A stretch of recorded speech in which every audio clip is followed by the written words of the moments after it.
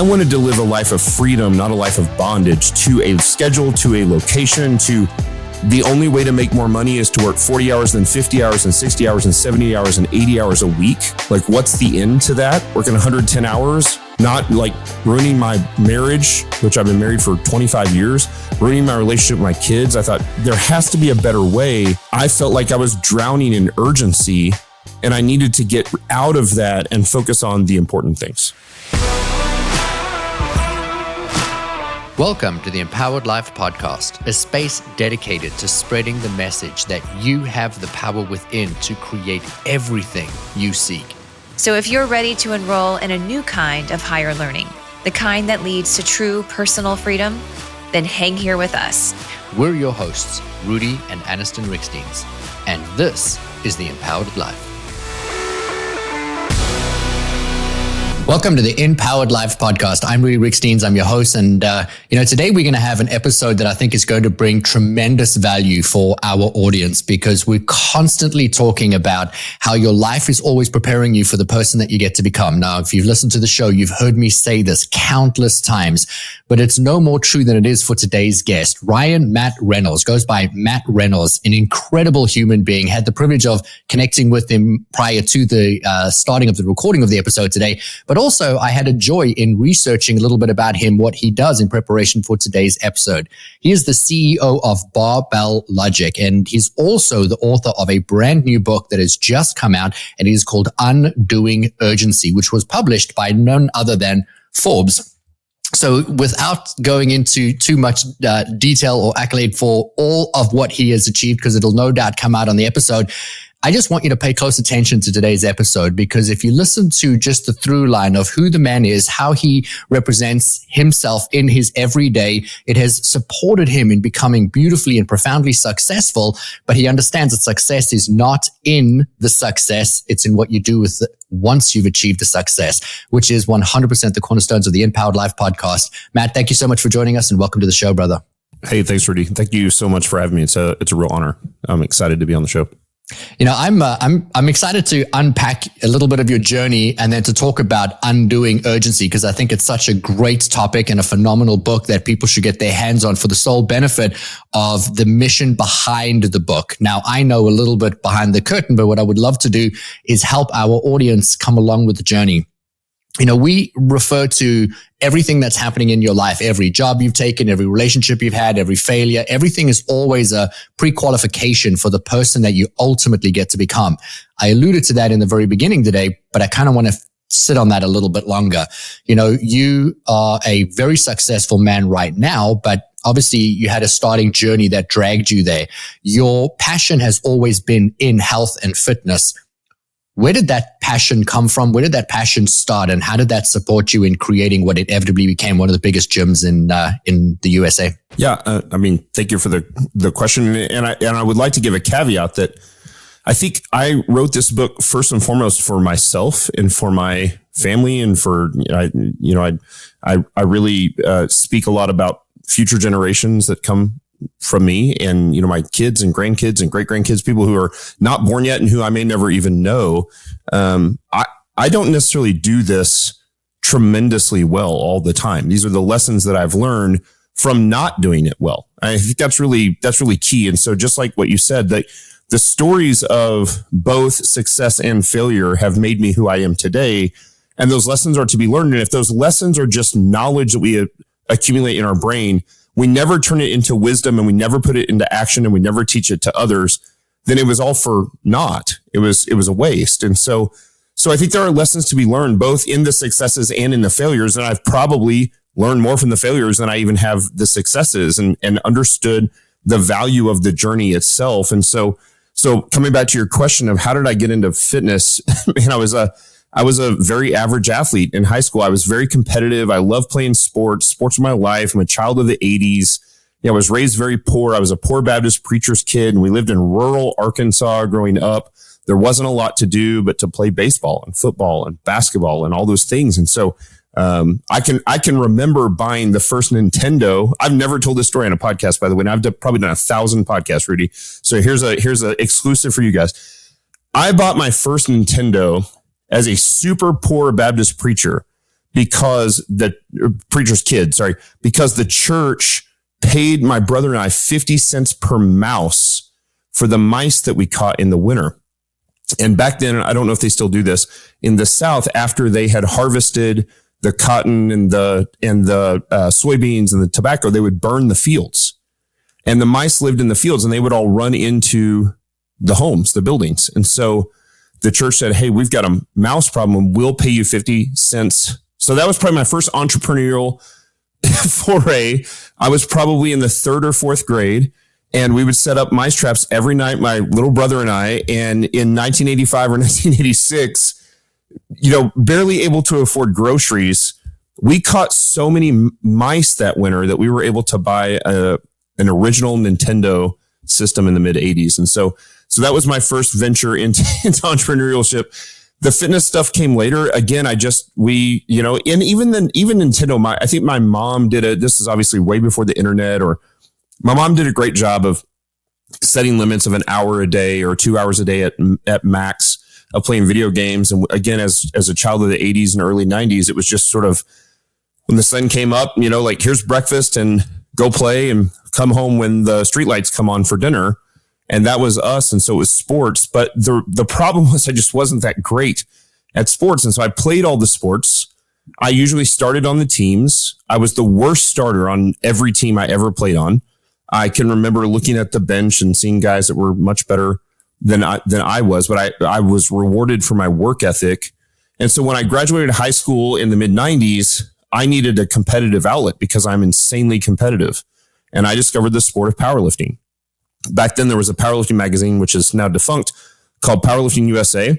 And it was a discussion of powerlifting and powerlifting meets, and, would talk about performances and whatnot. And I thought, wait, this is a sport where you just get to lift really heavy and you get to basically eat pizza and drink beer and or soda or whatever. You get to eat a bunch of calories and gain weight and get strong. And I thought, that looks awesome. Let's do that. And so that's what I did in college, and started competing in early college and maybe sophomore, junior year of college, and started to do pretty well. And I graduated high school at 155 pounds. I got married at 175. And so for those of you watching this now, I'm 275. So I've basically doubled my body size over the past 20 years or so. And I ended up totaling elite, which is the top level certification in powerlifting, in the 220 weight class, 242, 275, 308s. Some of those numbers are weird because they're originally in kilos. And so I did that. And then I turned my attention to strongman, and it wasn't that I got bored with powerlifting. I love lifting heavy. I think I got bored with the competitions being just 3 movements: squat, bench press, deadlift. And so I started to do strongman, and just like the world's strongest man, like you see, and actually won my pro card in 2006 in that, and competed in strongman as a professional on the world strongman circuit from 06 to 10, and opened a gym in 2008. I opened a gym because back then there wasn't the type of equipment we needed.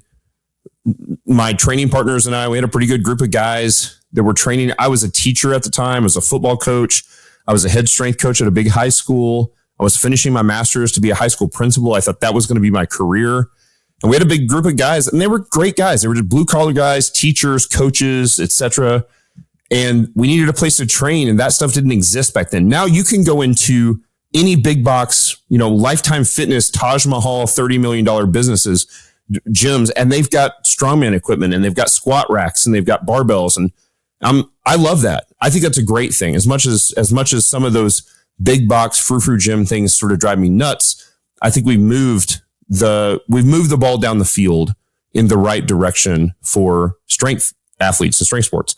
So I opened a gym in 2008 called Strong Gym. That grew to be the largest privately owned strength gym in the country by 2012. I left teaching and decided not to be a principal, ran the gym full time from 2012 to 2015, sold it at the end of 2015, and started my journey in the online coaching atmosphere. And the reason I moved to that online coaching piece was because while I love the gym and love to coach clients, I felt like I was in bondage to the schedule and the location.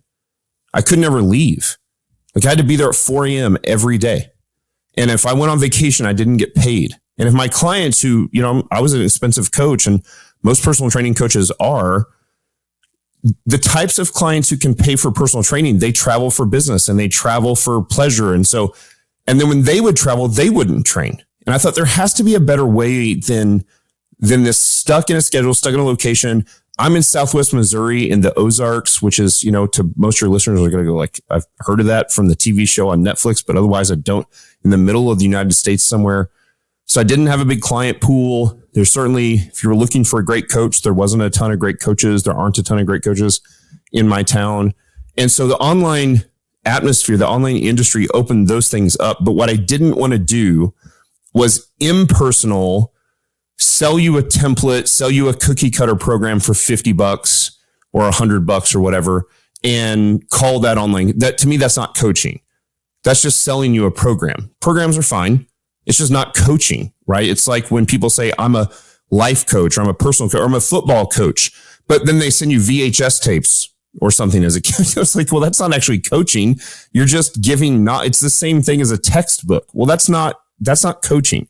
Coaching requires technique coaching, personalized programming for the individual when they go on vacation, when they go on business trips, when they're in the hotel gym, when they're in the resort gym, when they don't have weights at all, when they're in the home gym, when they're in the big box gym. We need to be able to be flexible enough to do that for our clients and also coach them on technique.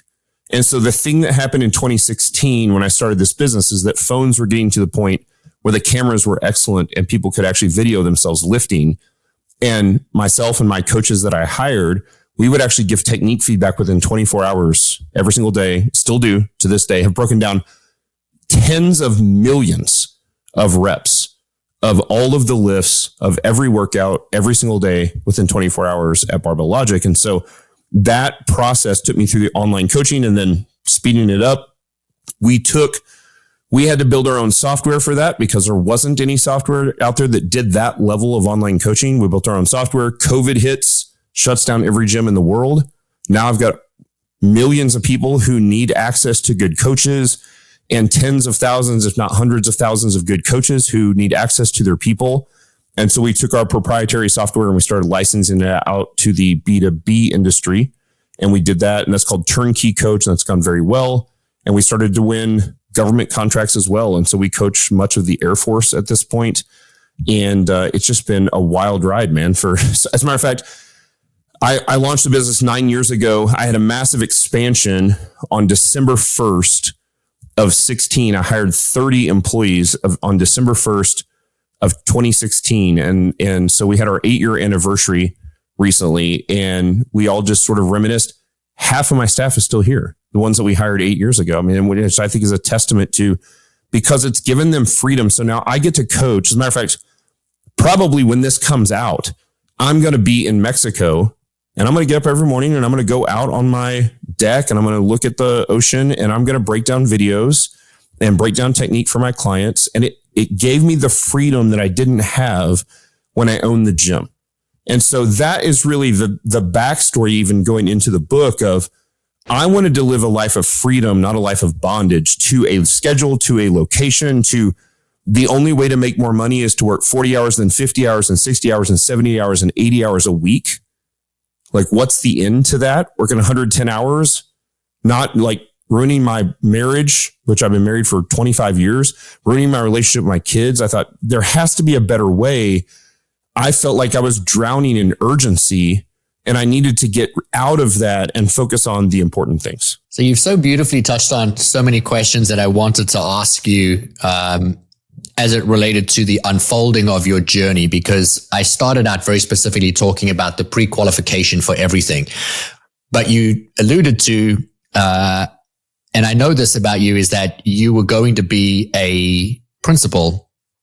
And then you decided not to do that. And I'm sure your family had a lot of opinions about you deviating and, you know, having a degree in something and then deciding to do something completely different. So there was this shift and you did something where you were following something you enjoyed, which was your passion. And at that point in time, it was weightlifting. And then you opened up a gym because there was a need in what you were doing, but then you did it at an extremely high level. I love the story about the Nintendo because it speaks into a little more of your personality. What I'm hoping to do with your story on this episode is break it down in a way that our audience can turn around and replicate what it is that you've done to drive profound success. Because your journey wasn't given to you. It wasn't this path where you knew where you were going. Had I asked you in 2008 or 2012, would you today have a massive multi-8-figure company? You would have said, hell no, you probably would have laughed at me. But looking at where you are today and how you got there, I want the audience to be able to take this within their own lives. This doesn't have to pertain to just somebody who wants a gym, who wants to create an online program, who wants to be a coach. But I want to put a caveat in there that if there is somebody that is in the coaching space, your software is not only limited to somebody that is only doing a gym setup. It could be for anybody that is in that space that is wanting to offer critique and coaching. So, we'll 100% include all of the show notes and links, for anyone to reach you if they want to learn a little bit more about that. But I'm more curious in the process of what it took to get you to go from one to the other. At one point in time, you had started and what had become the largest lifting gym, strong gym. And then you left that and, you've alluded to in other episodes and other podcasts that, you were kicked out of the business or you were moved out or forced out. I want to talk about that a little bit because so many people, when they finally built a thing that has made them successful, and we can agree that that was profoundly successful, now all of a sudden it's like you're forced to do something completely different. But I would probably bet that that was the greatest gift that was ever given to you. Oh man, that's such a great question. So quickly, I will say that when I started the gym, I did not have delusions of grandeur about the gym. I didn't think the gym was going to be a multi-million-dollar gym, and it turned out to be a very successful gym. I didn't take $1 from that gym, I think, for the first 4 or 5 years that we were open. And so for people who are following their passion, which I think is you should do, I think you have to do that carefully. What I did was I took my job as a teacher and coach and principal and all of those things. And that was our living. That's what paid the bills. And I took the money from the gym and I reinvested it back into the business until I got to the point that I could completely leave my other job. And I think what a lot of people do is they follow their passion. They start making some money on their passion project on the side. Their income goes from $80,000 a year to $150,000 a year. They raise their level of lifestyle to $150,000 a year. And then they can't leave the old job because they'll lose their $80,000 a year, the old job. So the first major transition for me was actually in just living within our means as teachers. My wife was also a kindergarten teacher. She also was able to leave teaching the same year. We lived within our means and we saved the money and reinvested the money in the gym, in the business. That was the first major change that occurred. And that occurred between 2008 and 2012. Then when I left teaching and ran the gym full time from 2012 to 2015, you're exactly right. I had 3 partners, one of which is still very close to this day. The third ended up, was a family that was worth millions and millions of dollars and essentially wanted control of the business and ran us out. And, it was a painful process. That was a very low, 7-figure business. Probably $1 million business would be my guess. $1 million, $2 million business max. And we ended up, the third owner ran the other 2 of us out.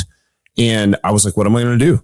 And thought, I was brokenhearted because this strong gym was my baby. It's the thing that I had built.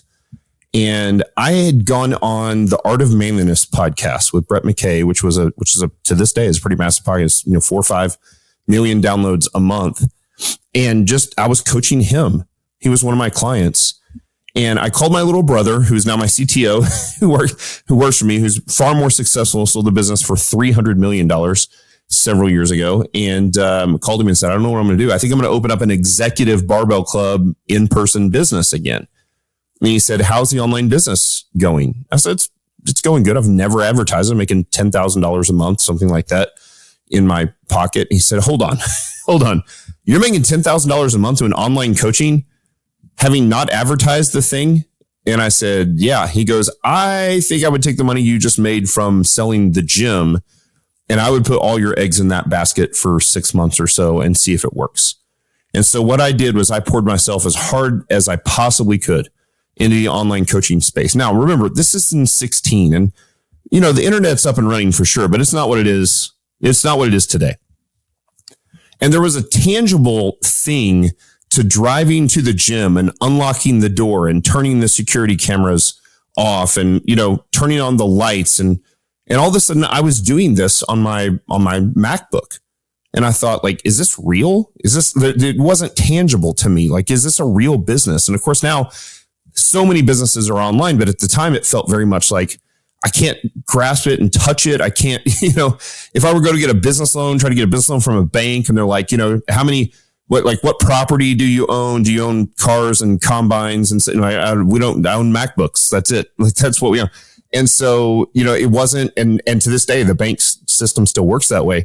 It was very, very different. And so I was forced into that transition in 2015. What I did was I sat at my desk for 16 hours a day for about 3 months and wrote systems and standard operating procedures, which is the thing no one wants to do. But if I hadn't written those systems and SOPs, I would have never been able to grow the business that I have today because I would have never been able to give those away to other people who do them better now, far better now than I did them then. And I learned this lesson at Strong Gym. There was a time at Strong Gym where I'm charging $50 an hour or $100 an hour as a trainer, but I was also cleaning the toilets. I was cleaning the bathrooms. And it wasn't because I didn't need to stop that because I was too good or because I was the owner. It's because at the time in 2012, cleaning the bathrooms was a $12 an hour job or a $10 an hour job. It wasn't a $50 or $100 an hour job, which is what I was charging. So I'm losing $90 an hour by cleaning the bathrooms. And so I learned how to write systems for cleaning the gym.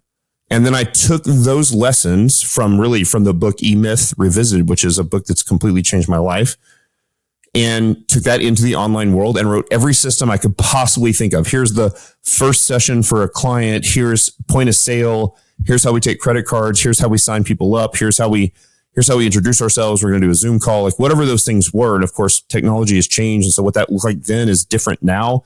But I had to be able to build those systems to be able to give it away to other people that were more qualified, at least potentially more qualified than I was for that thing. And so what I think a lot of business owners do is they get caught up working in their business and not on their business, and they drown in the urgency of working in their business.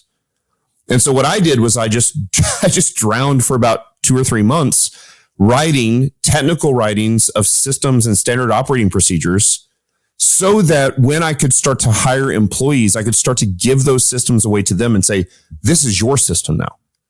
I wrote it, but you own it. You're going to find places that there are inefficiencies here that as you work through it, like the first several weeks, you're going to work through it and you're going to do the checklist like I did it. And then you're going to be like, oh, these 2 things should be flipped, or this thing should be added, or this thing should be taken away. And so in order to do that, you have to have that. You can't just tell somebody, hey, you're HR now. Hey, you're the COO now. Hey, you're the whatever. You have to write those systems. And so I think as an owner, there is a day in the beginning where you do every job. But if you look to grow the gym, if you want to grow the business, you have to be able to write the systems and standard operating procedures with the mindset that I'm going to give this away to someone else. And the day that I give it away to somebody else, they're not going to be as good at it as I am. But the day will come where they will be significantly better at it than I am today when I give them ownership of this thing. But I have to write the first draft. It's a living document. That's what those systems are. And so that was the process of moving from the gym to the online space. And then I'll just say quickly, because we're going through it now, one, I was in a massive lawsuit in 2019. That was another massive change to the business. And then over the last year, we've really moved from what is primarily a B2C business, a business to consumer business, to a B2B business. And understanding that at our core values, at our core, like our most basic core value for the business is that we want to change as many lives as possible for the positive, improve quality of life for as many people as possible by helping them to experience strength. Well, I have 60 coaches that work for me right now. And that's a pretty good number of coaches. And but how many total clients can we handle? 5,000? How do we handle 500,000? How do we handle 5 million? Well, we've got to go B2B.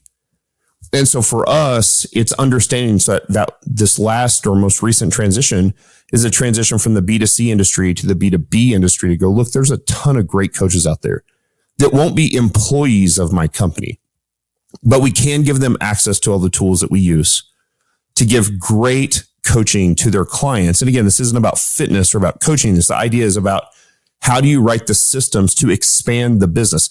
For some of your listeners, they're going to be perfectly fine being a mom and pop owned business, making $100,000 a year, $150,000 a year. There's nothing wrong with that at all. But if you're wired like me and you want to grow, you've got to be able to write the systems and give it away. That's how you multiply exponentially. And that's how we've gone from 7-figure business to mid 8-figure business. So I want to just emphasize that a mid 8-figure business. I mean, that is profound success. And I don't care so much about dollar values, but I do think that it's an important distinction because clearly you're doing something and you're doing it really, really well. But I want to go back and roll the tape back for a second. You created SOPs when you didn't have a team, you didn't have anybody to give it to. You created it so that when you had people, you could give it to them. And what I love about that analogy, and it speaks into who you are as a person, Matt, because so many people are waiting for the thing to come. Like, I will build it when they come. I will create the SOPs when I hire teams. And what was it in you, or have you just always been that way, that you were able to, and I think it's speaking into your qualification to writing the book, Undoing Urgency, but what is it about you that you had the discipline to spend 3 months writing SOPs when you didn't have anybody to give it to? First off, that's a really hard question to answer because the last thing I want to do is come across as arrogant in any way. So I will say this. It wasn't because I thought that we were going to be an 8-figure business, right? Like I think there are founders that do that. They're like, you look at the big 7 and they're $1 trillion businesses. And I think deep down inside, they're like, I thought we might get there. I did not like that. We have blown my expectations out of the water, but I was disciplined. So it comes back to that word discipline. And I think that for me, after coming out of the gym and feeling like I was in bondage to a schedule and a location and a business, I did not want to repeat that process in the online coaching business. And in order to not feel like I was in bondage to it and to have freedom in my life to travel with my family, to do the things that I wanted to do, I love to work hard. Man, I get up early to this day, every morning, 3:30, 4 a.m. I don't set an alarm. I just wake up and I get to work. And even on weekends, I do that for a couple hours. And then when my family wakes up, I spend time with the family. I shut it down and spend time with the family. I'm extremely disciplined in the vast majority of things in my life. Just like most founders, I have a couple vices that I'm like, that I'm not perfectly disciplined in every single piece of my life, but in most of my life, I'm very disciplined.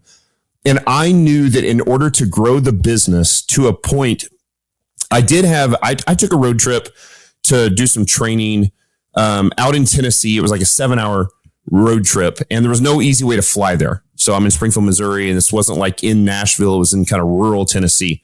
And so I had to do a road trip, and the idea came to me. I was already doing online coaching, but the idea came to me of how to expand it.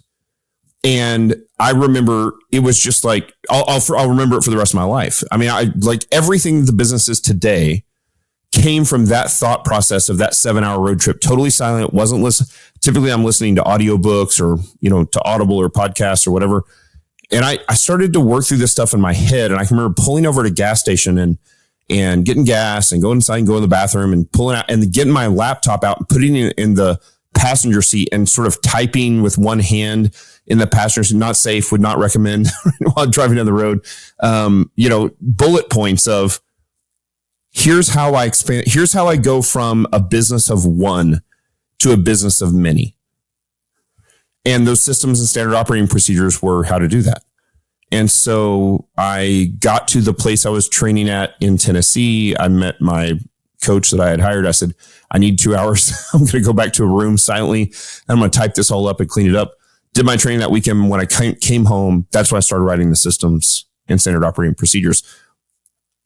there are probably people out there. I don't want to paint with a broad brush and say no one wants to do this. I think there are probably people out there that like writing those things. I hate it. And I think most of your listeners will hate it. But it's what has to be done if you want to work on the business, not in the business. And so for me, I thought, what is every step along the way of the business? How do I hire new coaches?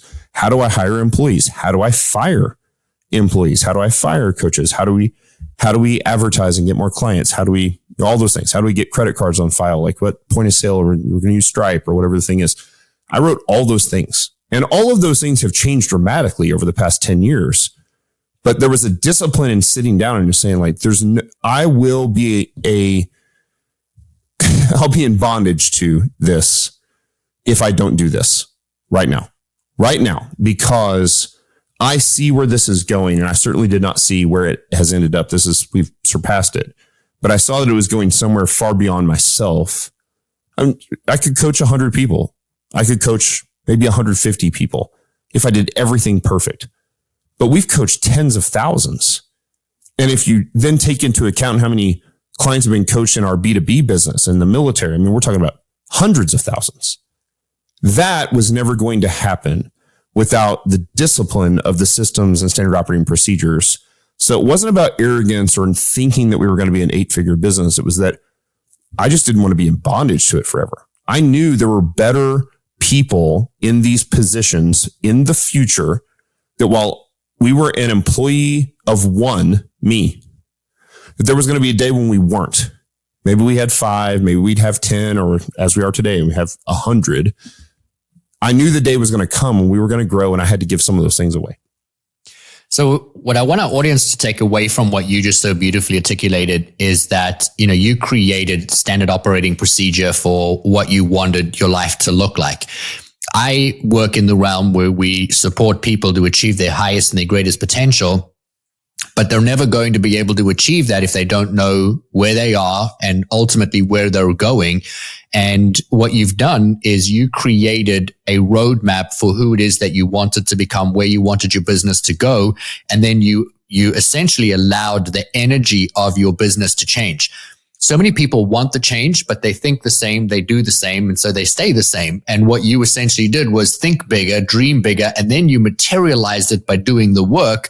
And now you were able to grow into that. And I think that would be the catalyst for your growth. And so I'm going to challenge our audience to write out their own list of SOPs for their life. And if you're in business, then do it for your business. If you manage a team, then do it for the team that you're in or your department. And I think that is just probably one of the wisest things that has been shared on this platform, because, we need to know who we are and we need to know where we're going. And I love that you've been surprised by the success, but let's be honest, you're only getting started. I want to talk a little bit about your book, because I think that the way that your book has come about, and in full transparency, I haven't read your book yet, as it hasn't come out yet, for me at the time of recording, but by the time of launching, this book will have launched. And I just want to preface that, I've heard you speak a little bit about the book, which is what made me want you on the show. And I love that you're talking about undoing urgency, and that you've referred to urgency as pushing away the things that are important. I would love for you to talk a little bit about the book. And I know that you've started mentioning that, the book was really an inspiration for you and for your life, which I think is true for every author that's ever written a self-development book. But I'd love to learn a little bit more about what do you mean when you say undoing urgency, and how does that apply to, an everyday Joe? Sure. Yeah. If I think about when someone asked in the 80s or 90s to my parents, and they would say, how's it going? Which we still ask that, saying, how you doing? How's it going? Same question that we ask today. The standard answer then was good. It was sort of this thing that wasn't even real.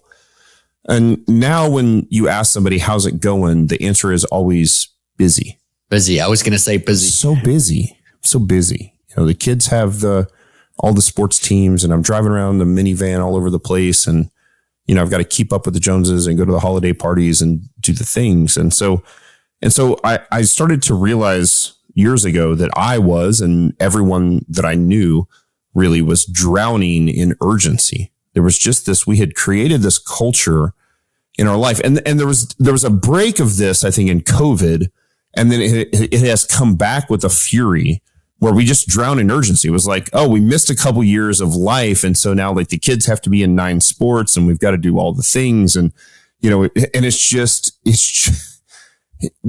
I'm thinking to myself, like when I'm on my deathbed, am I going to remember any of this crap? It's just urgent. It's not important. And so the book really came from a place of, I'm in my mid 40s, pushing closer to 50. and what is the legacy I'm going to leave? And it's not about who remembers me. That's not what I mean when I say leave a legacy. I mean, it's a legacy of core values and culture that I leave with my family and my community and the people that knew me well that might not even know that those core values were attached to me, to personally in the beginning, but there's something that I've passed down to my children and my children's children and my children's children's children. And so I started to think about, okay, well, these things that are urgent often crowd out the things that are important. And there's a what is called the Eisenhower matrix that the first time I ever read about this, I think was in Stephen Covey's book, The 7 Habits of Highly Effective People. Brett McKay from Art of Manliness has written on this. I write on it extensively in my book. But Eisenhower said, I have 2 types of problems: the urgent, which are never important, and the important ones, which are never urgent. And what we allow in our life is the urgent to crowd out the important stuff. Like the emails and the phone calls and the base camp notifications and the project management and all the junk, that some of those may actually be urgent and important. But what ends up happening is it crowds out the most important things in our life, which for me is my family and my faith and my fitness and my health and even being a CEO of the business, not the in the trenches work in the business, but the visionary and the guy that's, trying to set the culture in the business. That urgent stuff crowds out those things. And so if we're not very intentional, we'll always let the urgent crowd out the important. And so what we have to do is we have to immediately start to identify, first off, before anything else, what are the things that are most important to you? Like, what are your core values? What are the things that matter most? And I talk about my things in the book, but my things don't need to be your things. Like I think there's probably going to be crossover. I mean, for people who have family, I would hope family would be one of those things, or health or fitness. But like faith is a big one to me. It won't be to others. That's okay. Like figure out what are those things to you that matter most. And the key there is that we then make a list of our tasks that we do every week, all of the tasks, all of the actions. And we start to identify in what quadrant do these things go in of the Eisenhower matrix. They will fall into one of 4 quadrants. Not urgent, not important is quadrant 1. You should get rid of those. That is video games, binge watching Netflix, internet porn, whatever. Time wasters, right? Like time wasters, if you're someone who especially listens to this podcast, you should purge your life of those things, right? Now, I'm not saying that all like my wife and my daughter, like we're always watching a show together, like one episode of a show or a good movie together. Like that can actually be an important thing, but binge watching 8 hours of Hallmark movies on, during the holidays, that's a waste of time, right? Or video games or whatever the thing is. And so we should purge the things that are not urgent, not important. And then we have to learn how, and this is where systems and stops come in, to automate or delegate the things that are urgent but not important. So I'll give you an example. Like I'm sitting up in my library right now. I'm looking out. There are leaves all over my yard. I'm not picking up the leaves, but I'm in an HOA. If I don't pick up the leaves soon, I'm gonna get a letter. So I'm gonna hire somebody to clean up my leaves out of my yard because I'm a CEO of a business, not because I'm too good, not because of any of those things, but because it's urgent. But is picking up leaves out of your yard really it's not important, right? Grocery shopping. I'm never grocery shopping to get wheat. At this point, just about everyone who's listening to this can get groceries delivered to their house for virtually nothing. You should not go to the grocery, especially this time of year where everything is nuts during the holidays, right? Groceries get delivered, like whatever those things are. Housekeeper comes to the house. Like, can you afford the housekeeper? once a month, once every 2 months, every week, twice a week. Like your own finances will determine that. But I'm not cleaning the baseboards of my house, and my wife isn't either. Right. And so some of those things are not important, but they can be urgent. Like the house needs to be clean. You know, we put up Christmas decorations. We bought 3 real trees. And so there are pine needles everywhere. And the housekeeper came yesterday and cleaned all the pine needles. And for $100, she cleaned, so you get the idea. Most of us in business spend most of our time in the things that are urgent and important. Quadrant 3. These are the emails, the phone calls, the podcasts, the project management stuff. We use Basecamp, project management, whatever that thing is. Those things that are that massive building task list need to be done extremely efficiently. So learning how to turn the notifications off your phone and your computer and sit down in a quiet space where you don't have distractions and hammer that stuff out is really important. So quadrant 1, not important, not urgent, get rid of. Quadrant 2, urgent, but not important, delegate or automate. Quadrant 3, urgent and important, be efficient at, so that, and this is key, we can spend as much time as possible on the things that are the most important, but are never urgent. Family, health, fitness, faith, whatever. Those are the things. And so that's really what the book is about. So the book is about identifying your core values, who you really are, who you want to be, what you want your legacy to be, identifying the task list and then attacking, like either purging the things that need to be purged, delegating or automating the things that need to be delegated or automated. And, we're in a world of AI. We're automating more. We're delegating to a large language model, to an automation model, efficiently working on quadrant 3 so that we can do the things like be good husbands and wives and parents and like leave the legacy for our family. Like I don't want to be caught up in business. I had a great week this week where we're recording this post-Thanksgiving week where I got to have 2 incredible meals with my family and my in-laws, which I'm very close with. And I don't want to be stressed about business and urgent things. And yeah, we were running Black Friday sales and stuff like that. But like I got a team that was, even for them, that was preset, pre-run, delegated, automated. It hit when the clock struck, whatever. Those things ran so that I don't just want that for me. I want it for my employees. I want it for my team. I want it for my family. I want to be able to focus on the stuff that matters. But at the end, I want people that, not just me, but also people that work for me and families of those that work for me to say, Barbell Logic was a great place to work because it gave so-and-so, Matt Reynolds or whoever, the freedom to do the things that mattered most, which was to be a great dad or a great husband or to be fit or to set the standard or to walk through. Like we have very intentional conversations in my family about culture and politics and religion and stuff I wouldn't talk about on a podcast, but I definitely talked about with my children.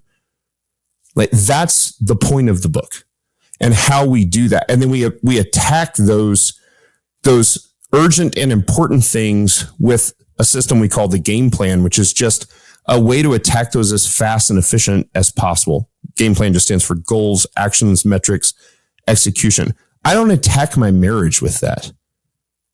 Like I don't have a game plan for my marriage. I just need to spend really good quality time and not be distracted with my wife, who is my best friend, or my children, or my family, or go do the good workout, right? So that game plan system is for those things that often take way too much time. There's a syndrome called it's Parkinson's, not the Parkinson's that make you shake, but the Parkinson's, which is that a task will take as much time as you give it. So if you create a deadline 2 weeks from now to write a paper, it will take 2 weeks. If you give yourself 2 hours, it's going to take 2 hours. You're going to get it done in 2 hours. Now, it may not be quite as good as it was in 2 weeks, but I bet it is. And it certainly will be 95% as good. And so doing things like creating artificial deadlines, this book is not a book it's not a productivity hack book. It's about how to put your values into action in your life moving forward so that you don't drown in urgency and you don't let the urgent things crowd out the important things in your life. So everything that you've spoken about today has really been a masterclass in how to achieve what it is that you're wanting to achieve. And it's touching on the thing that so many people don't want to do. And again, we're not going to paint with a wide brush and say it's everybody, but I would say some people may enjoy pre-planning and writing out and carefully curating. But for the most of us, we just want to get to the end result. And you're teaching us to pause and then to be a little bit more specific with what we're going to do and how we're going to do it, but not just being intentional in our time, but creating efficiencies even before we have the people to be able to do it. My biggest growth came in my business, and I don't want to give dollar values, but my largest growth in my business came when my wife came to me and said, you do everything. Like, we need to start bringing people into the business to do things for you. And I kept saying, well, they can't do it the way I do it. And so she was like, well, they're never going to do it the way you do it if you never get them to start doing it. And then we brought that into our house. And so then, like you said, we got a maid. And at the beginning, it was just twice a month. And then it was more. And then it's the deliveries, the grocery shopping, and all these things started becoming automated because I have more time. And if I have more time, I can do more things with my time. And so many people need to learn that, and you're worth the investment, because if you right now cannot afford to get the maid service for 2 cleanings in a month, well, you're never going to get to a place where you can afford to have that. But if you were going to take your time, and what you did in this time was preparing you to have the dollar values later, the dollar values would come. And so I'm going to highly recommend everybody go back and re-listen to what it is that you just shared, because there were so many nuggets. And if we had more time, I totally would have stopped you and gone in and asked more questions about some of the specifics of what you had said. But you've left a beautiful roadmap, and I want to thank you so much for spending some time with us today, Matt. Obviously, we're going to add in your website, ryanmattreynolds.com, into the show notes. We're going to put all of your links to social media. I do want to just do a call out, and I know that that's not the purpose of our interview today, but I want to just mention, obviously, your business, Barbell Logic, and the ways that people could benefit by doing business with you, because I work with the personal trainer.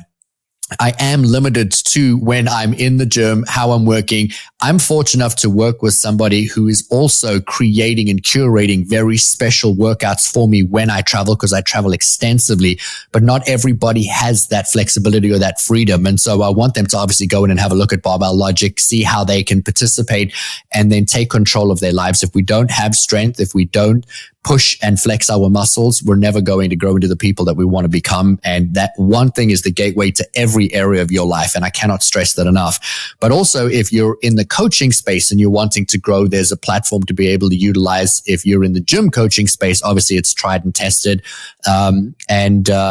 Then obviously there's your book. And so I just want to thank you for writing Undoing Urgency. I want to thank you for your time.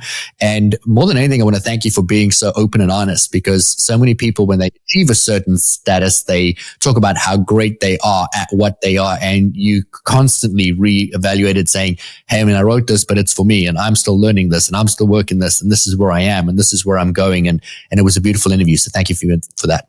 Man, I really appreciate you having me on the show. I'll leave the listeners with this. Number one, we choose voluntary hardship, which makes us better. That's what we do in the gym. That's what we do in life. That's what we do in the business. The things that no one's going to make you do are the things that are going to refine you and make you better. So choose voluntary hardship every day. And then 2, enjoy the process.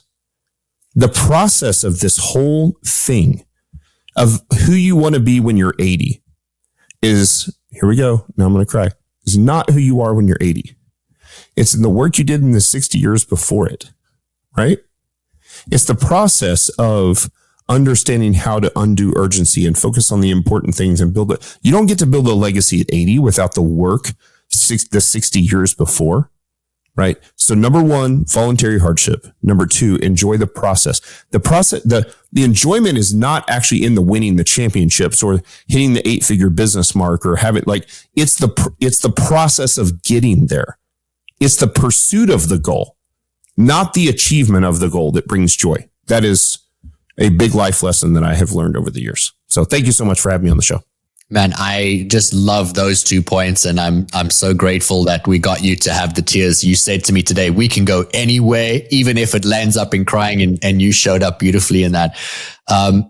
For the benefit of the audience, when you do something that is voluntary and it is hard, you actually grow the part of your brain that says, I can do hard things, so that when something hard happens in your life, you just take action. You don't sit in paralysis because you've honed that skill. The same way you lift a barbell to get stronger, you're exercising that side of your brain to take committed action. And, we only ever have the journey. We never have a destination. And so for people that are waiting for something to be this elusive ending, you're never going to get that ending. And so enjoy every moment. What a beautiful way to finish the episode today, Matt. Thank you so much for your time. I appreciate you, and I send you much love, brother. Thank you, brother. Appreciate it.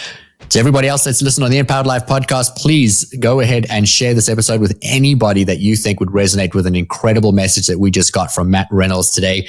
So grateful for having him on the show, and obviously grab a copy of his book. We'll drop the link in, Undoing Urgency, published by Forbes. Thank you so much. We'll catch you in the next episode of the InPowered Life. If you enjoyed this episode, please subscribe so you don't miss out on future content. And we would love your support in leaving us a review wherever you listen to your podcasts. Make sure to check the show notes for more information on how you can find us online and on Instagram. Now go create an amazing day for yourself, and we'll see you again soon.